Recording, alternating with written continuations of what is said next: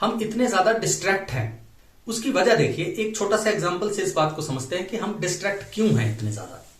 देखिए, जब हम इंस्टाग्राम पे या यूट्यूब पे कोई शॉर्ट्स देखते हैं, कोई रील्स देखते हैं, तो आपने महसूस किया होगा कि हम अगर 10 मिनट के लिए भी वो रील या शॉर्ट देख रहे हैं तो 10 मिनट में हम कम से कम 15 या 20 इमोशन से टकराएंगे।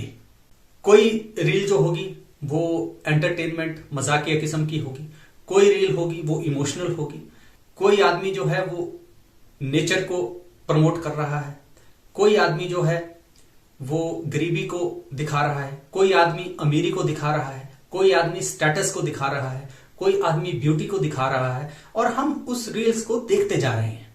अगर हम 10 मिनट वो रील देख लेते हैं तो यकीन मानिए हम 15-20 इमोशन से टकरा जाएंगे।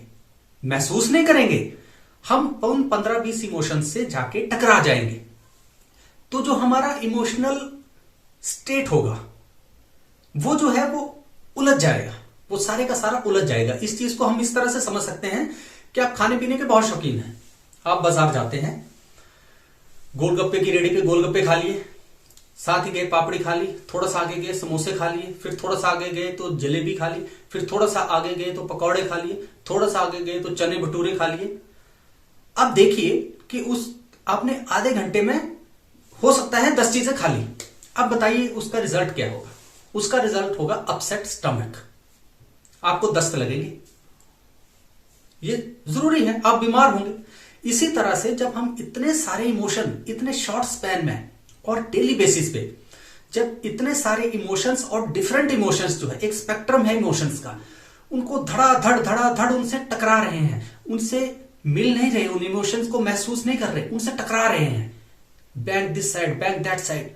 जब ये सब कुछ हो रहा है तो हमारा जो इमोशनल स्टेट होगा वो बिल्कुल ही उलझ जाएगा, अपसेट हो जाएगा। फिर हमें ये पता ही नहीं चलेगा कि हम चाहते क्या है, हमारे मूड स्विंग्स बढ़ जाएंगे। अपने परिवार में भी हैं तो हम सहज नहीं हैं क्योंकि हमारे दिमाग में अलग अलग चीजें चल रही हैं। अब आपने वो 10 मिनट या 15 मिनट या 20 मिनट आधा घंटा वो सब कुछ रील्स या शॉर्ट्स वगैरह देख के वो फोन साइड में रख दिया, तो उसका रिजल्ट क्या हुआ कि जो इमोशनल इंबैलेंस या उधेड़बुन आपके इमोशंस में हो गई, अब वो पूरा दिन वो स्पिल ओवर होगी दूसरी चीजों में जो आप करना चाहते हैं। अगर आप पढ़ाई करना चाहते हो तो आप पढ़ाई नहीं कर पाएंगे। आप सोच रहे हैं कि ओह किस तरह से मैं कुछ एग्जाम क्रैक करूं, एग्जाम क्रैक करूंगा तो मेरे पास पैसा आएगा, मेरे पास स्टेटस आएगा, मेरी ये होगा। आप उन उलझनों में उलझे हुए हैं।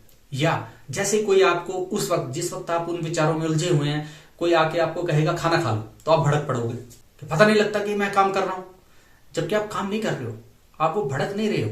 वो आपका इमोशनल स्टेट जो है, जो आपने इंफॉर्मेशन ओवरलोड था, फिर उस इंफॉर्मेशन को कंज्यूम किया और वो डिफरेंट इंफॉर्मेशन बहुत छोटे स्पैन में जब आपने कंज्यूम की, आपकी इमोशनल स्टेट उससे बिगड़ गई।